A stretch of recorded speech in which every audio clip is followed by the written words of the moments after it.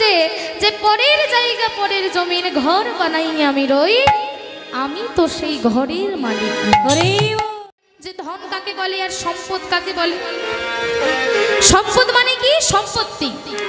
ধরুন আপনার 1 বিঘা জমি আছে, 5 বিঘা জমি আছে, একটা বিশাল বড় ধানের ক্ষেত রয়েছে, পুকুর রয়েছে, আম বাগান আছে, শাল গাছ আছে, এইগুলো হচ্ছে সম্পত্তি।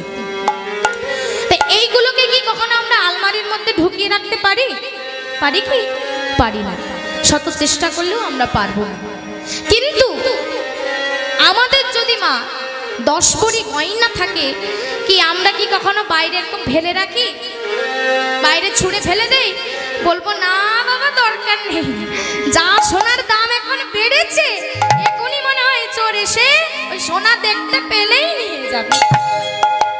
তাহলে চোরের ভয়ে আমরা সোনাগুলোকে আলমারির ভেতরে তালা চাবি দিয়ে আসি। তাই ভগবান গৌর সুন্দর তিনিও হলেন রাধার কৃষ্ণ মিলিত তনু আমার শ্রী গৌরাঙ্গ। বাইরে রাধা আর ভেতরে কৃষ্ণ। মহাপ্রভু রাধারানীকে বাইরে রেখেছেন আর ভেতরে রেখেছেন কৃষ্ণচন্দ্রকে। কৃষ্ণের ভাব রয়েছে ভেতরে। আর রাধারানী কেমন দেখতে জানেন?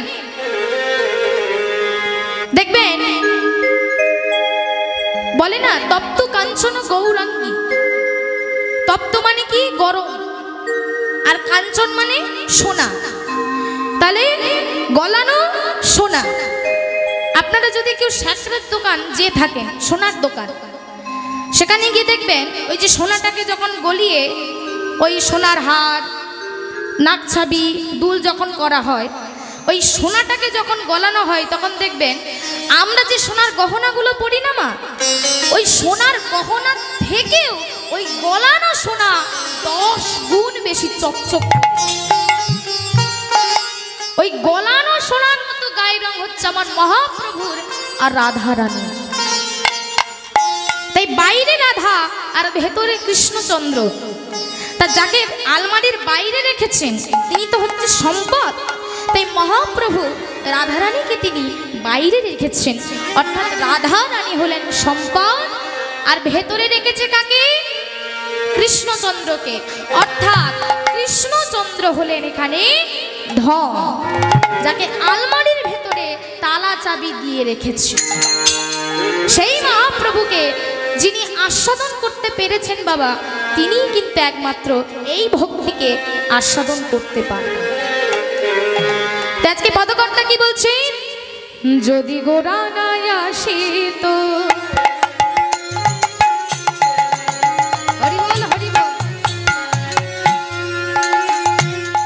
কি মতি হইত,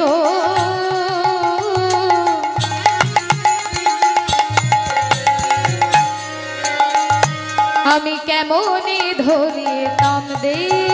যদি গোরা নাই আসিত, গোরা নাই আসিত, কি মতি হইত, কেমনে ধরিতাম দে। শ্রী রাধার মহিমা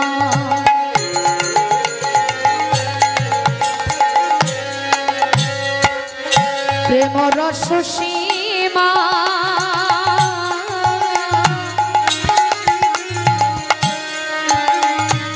এই জগতে জানাতো কে?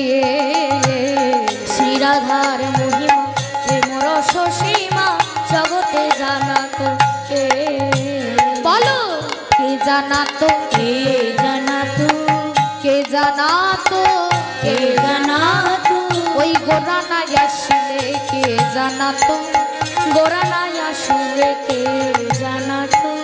গোপন প্রেম গোপনে রইতো, গোরা নাই আসলে কে জানাতো? ওই গোপন প্রেম গোপনে রইতো, গোরা নাই আসলে কে জানাতো? আমার গৌর সুন্দর না এলে আমরা কোনটা রাধা কুণ্ড আর কোনটা শ্যাম কুণ্ড কিন্তু আমরা জানতে পারতাম না। আপনারা যদি কেউ বৃন্দাবনে যেয়ে থাকে, বৃন্দাবনে গিয়ে ব্রজমাইদের জিজ্ঞাসা করে দেখবে, সেখানে ব্রজমাইরাও বলবে যে বাংলা থেকে, নবদ্বীপ থেকে গৌর সুন্দর এখানে এসেছিলেন বলে আজকে কিন্তু আমরা এই বৃন্দাবনকে জানতে পেরেছি। তাহলে বৃন্দাবনকে মধুর বৃন্দাবন বলা হয় কেন?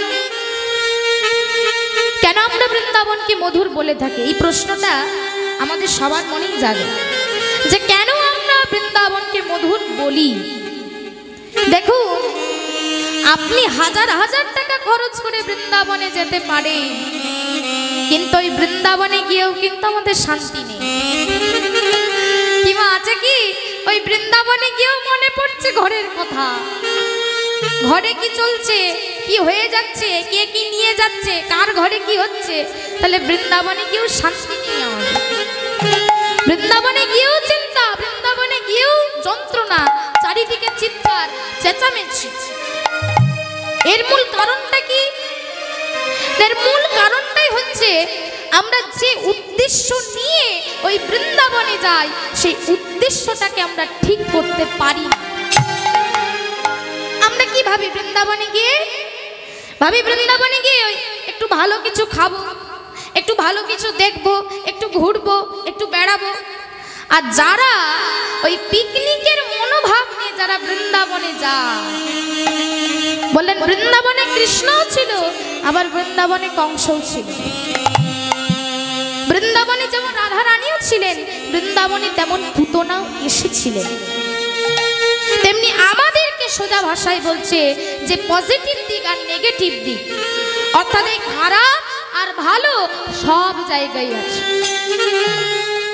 এমন কোনো জায়গায় নেই বাবা যে সেখানে শুধু খারাপ মানুষই আছে।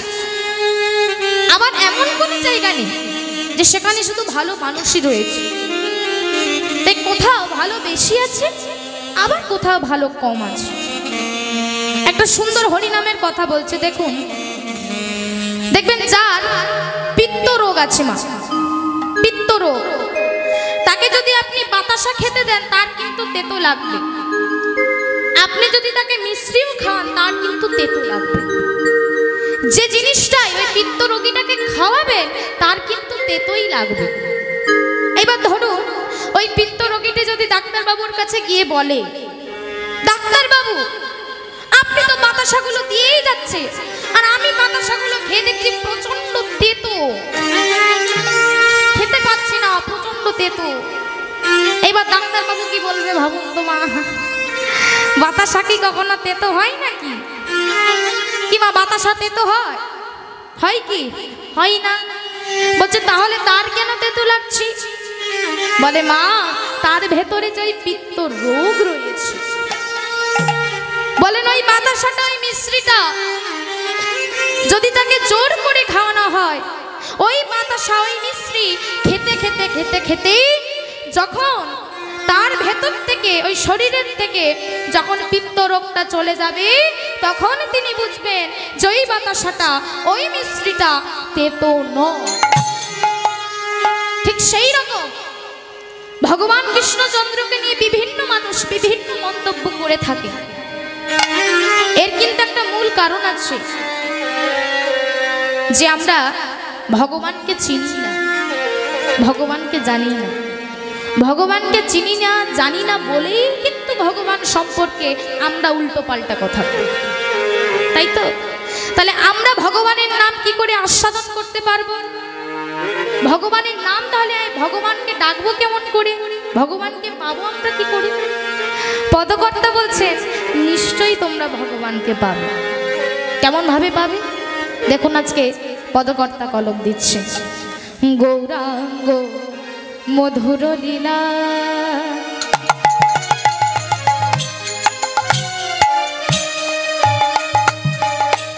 যারে করেনি প্রবেশিলা,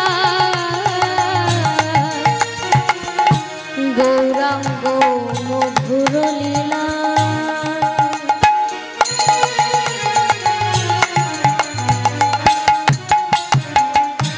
যারে করেনি প্রবেশিলা,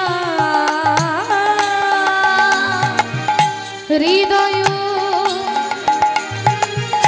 নির্মল ভেলতা, হৃদয় নির্মল ভেলতা, হৃদয় নির্মল ভেলতা, হৃদয় নির্মল ভেলতা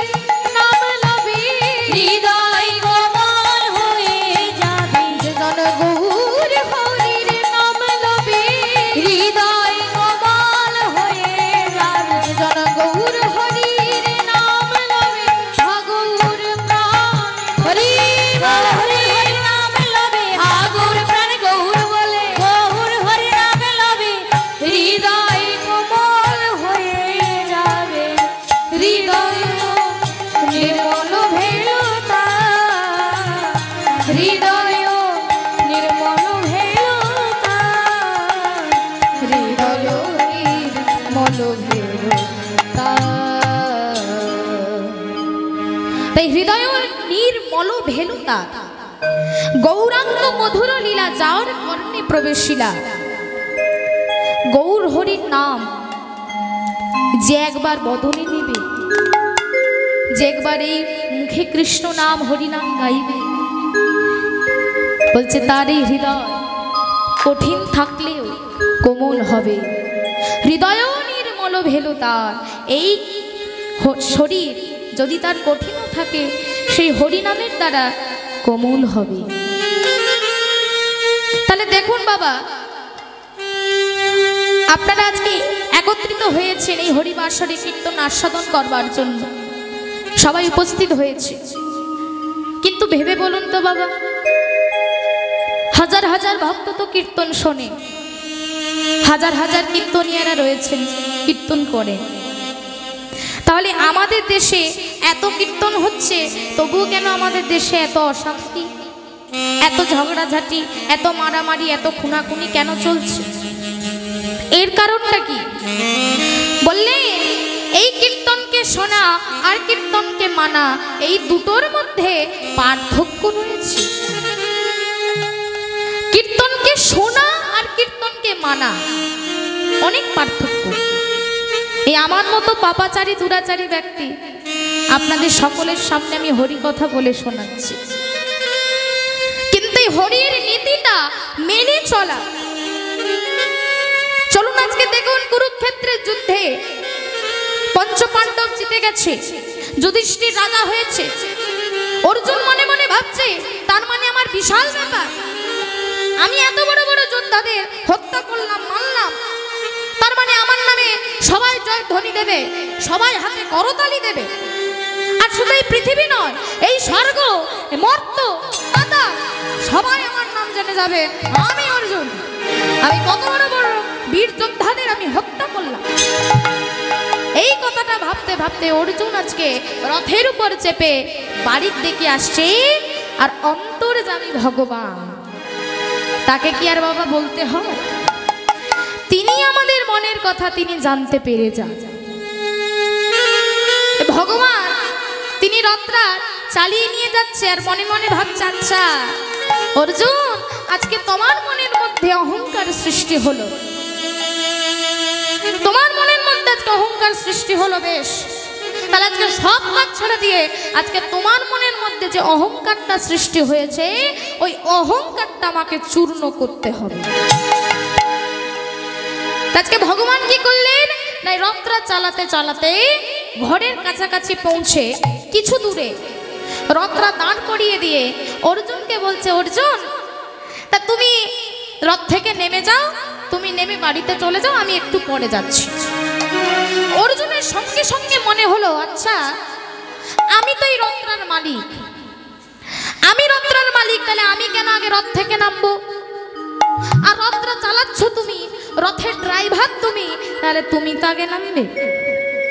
কি আমরা অনেক সময় দেখি না, দেখবেন যখন গাড়ি থেকে নেতা বা মন্ত্রী যিনি নামেন না কেন, আগে কিন্তু তার ওই ড্রাইভারটাকে দরজাটা খুলে দেয়, তারপর যিনি ভেতরে থাকে যে নেতা মন্ত্রী, তারপর কিন্তু তিনি নামেন।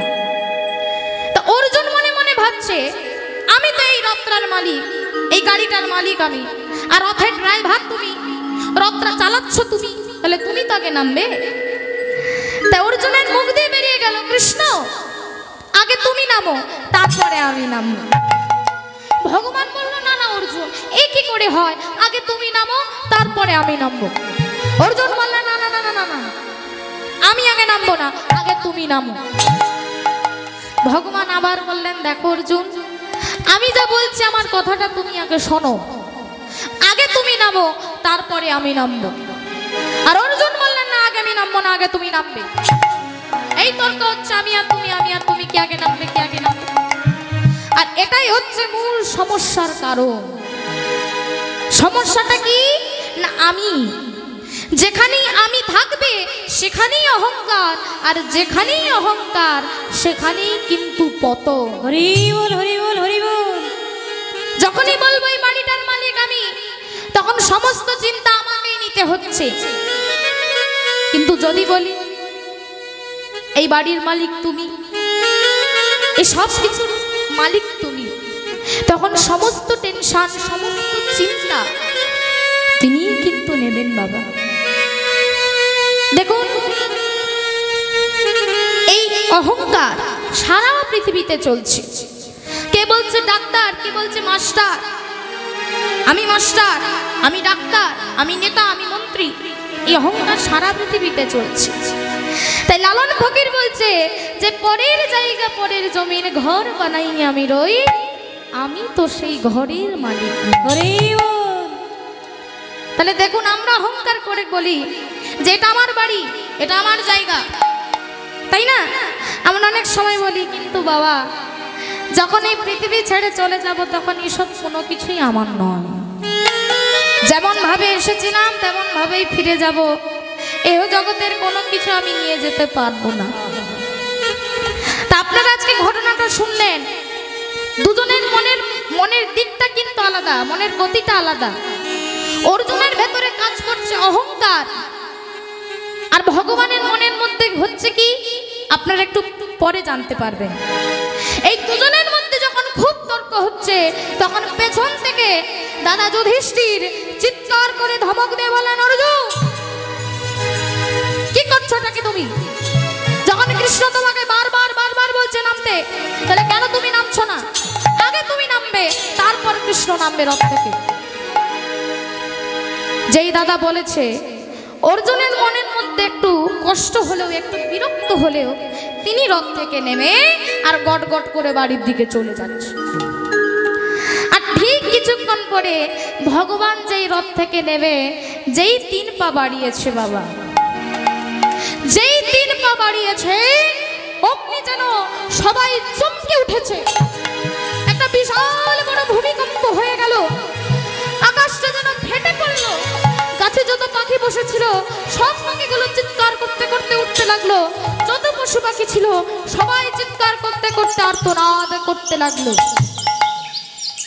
সবাই অবাক হয়ে পেছন ফিরে তাকিয়ে দেখে, যে রথটাতে অর্জুন বসেছিল, কৃষ্ণ বসেছিল, সেই রথটাই বাবা আগুনে ফেটে দাউ দাউ করে জ্বলছে। অর্জুন অবাক হয়ে পেছন ফিরে তাকিয়ে মাথায় হাতটা দিয়ে কৃষ্ণর দিকে তাকিয়ে বলছে, কৃষ্ণ এটা কি করে হয়? যে রাত্রাতে তুমি বসেছিলে, আমি বসেছিলাম, আজ সেই রাত্রাই আমাদের চোখের সামনে দাউ দাউ করে পড়ে যাচ্ছে। তাহলে এটা কি রকম হয়, কিভাবে হতে পারে? দেখছে ভগবান হাসছেন বাবা। আরে আরে আরে, তুমি হাসছো কেন সেটা তো আমায় বলবে। বলছে, দেখো অর্জুন, তুমি এতদিন যে সমস্ত বড় বড় যোদ্ধাদের তুমি মেরে এসেছো, হত্যা করে এসেছো, যে দ্রোণাচার্যকে তুমি বধ করেছো, হত্যা করেছো, আর যে বড় বড় তুমি যোদ্ধাদের তুমি মেরেছো, তাদের একটা ঘাতক শক্তি, একটা অদৃশ্য শক্তি এখনো পর্যন্ত ছিল। আর তারা শুধু অপেক্ষা করছিল, যদি আমি আগে নেমে যেতাম তাহলে তুমিও ওই রথের সাথে ফেটে টুকরো টুকরো হয়ে যেতে। তাই আমি তোমাকে বারবার বলছিলাম, অর্জুন আগে তুমি নেমে যাও, তারপরে আমি নামবো। কারণ আমি যদি আগে নেমে যেতাম, ওই কুরুক্ষেত্রে যুদ্ধ জয়লাভ করেছো বটে, কিন্তু তার আনন্দটা তুমি উপভোগ করতে পারতে না। তাহলে দেখো, যখনই আমাদের মনের মধ্যে এই অহংকার সৃষ্টি হবে, যখনই বলবো আমার বিশাল ব্যাপার, আমি অনেক বড় হয়ে গেছি, এই অহংকার যখন আমাদের মনের মধ্যে সৃষ্টি হবে, তখনই কিন্তু অর্জুনের মতো দশা আমাদের হবে। অর্জুনের মতো দশা, অর্জুনের যেমন অবস্থা হয়েছে সেই রকম অর্জুনের মতো অবস্থা একদিন আমাদেরও হবে। অর্জুন আজকে নিজের ভুল বুঝতে পেরে সঙ্গে সঙ্গে ভগবানের চরণ দুখানা জড়িয়ে ধরে বলছে, দয়াময় করুণা সিন্ধু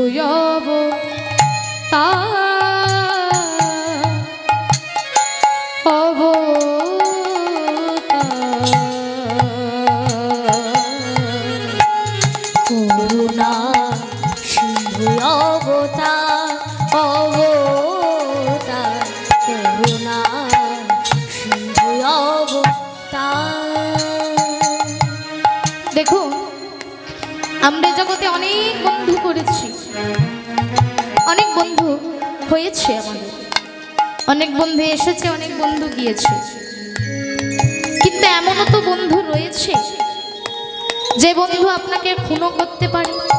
এটা আমি বলছি না, এটা আমার কথা নয়, এটা সবার ক্ষেত্রে সমান। কিন্তু সব বন্ধু যে এইরকমই হয় তার মানেও নয়। কিন্তু কিছু কিছু তো বন্ধু রয়েছে, আমরা টিভিতে দেখেছি, খবর কাগজে পড়েছি, যে এক বন্ধু আরেক বন্ধুকে রাত্রিবেলায় ডেকে নিয়ে গেল আর সকালবেলায় তার মৃত লাশটা পাওয়া গেল। তাহলে দেখুন, আমরাই এ জগতের বন্ধু করছি, সেই বন্ধুরাই কিন্তু আমাদেরকে বিশ্বাসঘাতকতা করছে। কিন্তু আমরা যদি কোনোদিন ভগবানকে বন্ধু করে দেখি বাবা, ভগবানের যদি আমরা হাতটা ধরে থাকি, তাহলে ভগবান আপনার কথা সারা জীবন, শুধু এ জন্মে নয়, সারা জীবন জন্ম জন্মান্তরে আপনার কথা মনে রাখবে। তাই দেখুন, আজকে অর্জুন ভগবানকে বন্ধু করেছে, আর ভগবান আজকে কত বড় বিপদ থেকে অর্জুনকে রক্ষা করেছে। তো অর্জুন আজকে বলছে, এমন সখা কজনার বাহা দয়াময়, এমন সখা কজনার বাহা, ও হে দয়াময় এমন সখা কজনার বাহায়, ও হে দয়াময় এমন সখা কজনার বাহায়। ও যে কুরুক্ষেত্রে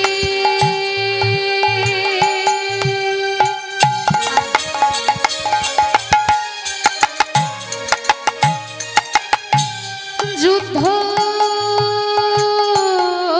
স্থলে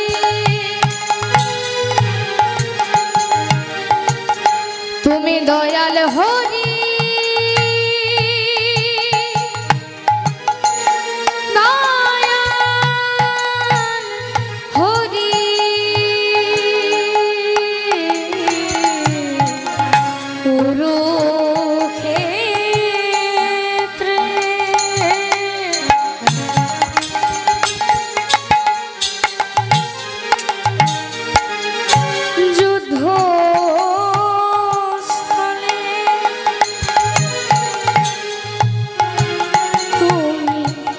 দয়াল হরি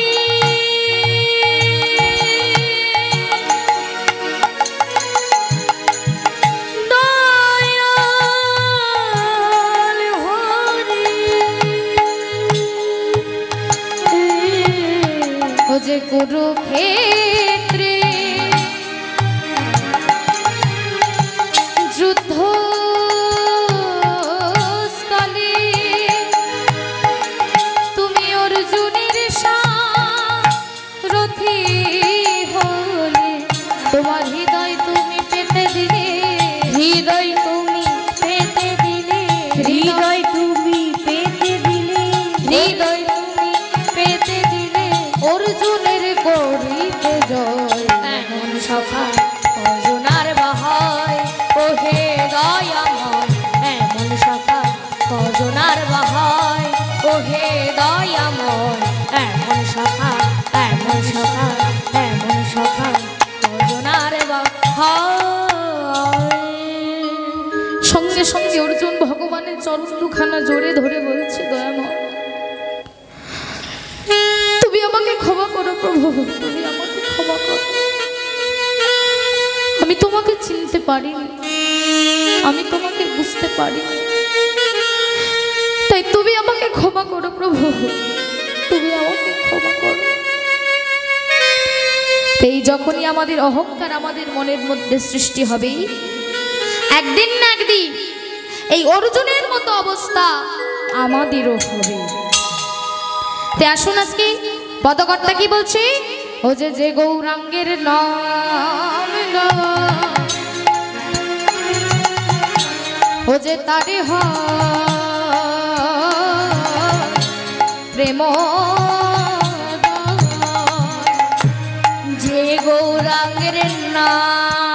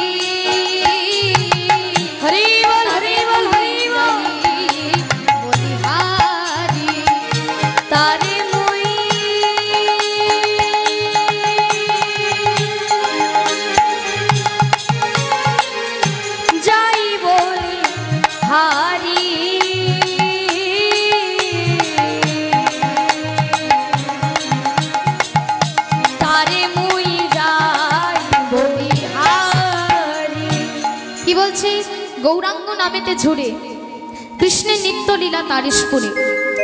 বলছে গৌর হরির নাম, গৌর হরির নামে যে কাঁদে, বলছে তাকে যদি আমরা দর্শন করি তাহলে আমাদের এই জীবন ধন্য হয়ে যাবে। গৌরের ভক্তকে যদি আমরা দর্শন করি আমাদের এই জীবন ধন্য হয়ে যাবে বাবা। আচ্ছা বলুন তো মা, গৌর হরির জন্য কতজন কেঁদেছে? হ্যাঁ, কতজন কাঁদতে পারে? আচ্ছা আপনাদের মধ্যে কতজন কাঁদতে পারে একটু হাত তুলুন তো। কেঁদেছেন কি কখনো গৌরের জন্য? কাঁদেননি কি বাবা? কাঁদেননি আপনারা? কেঁদেছেন? আপনি কেঁদেছেন? গৌরের নামে কেঁদেছেন তো? বাবা বাবা, আপনার চরণে কোটি কোটি প্রণাম জানাই।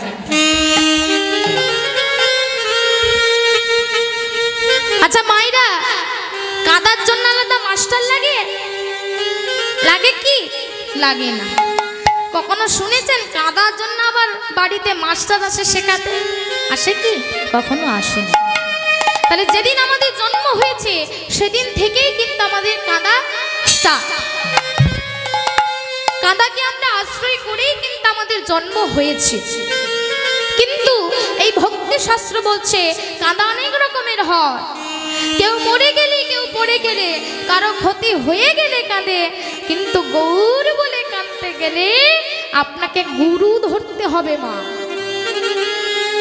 গুরু না ধরলে আপনি গৌর বলে কৃষ্ণ বলে কাঁদতে পারবেন না। যতদিন জীবের গুরুকরণ নাহি হয়, পশু বলি সেই প্রাণীকে জানিবে নিশ্চয়।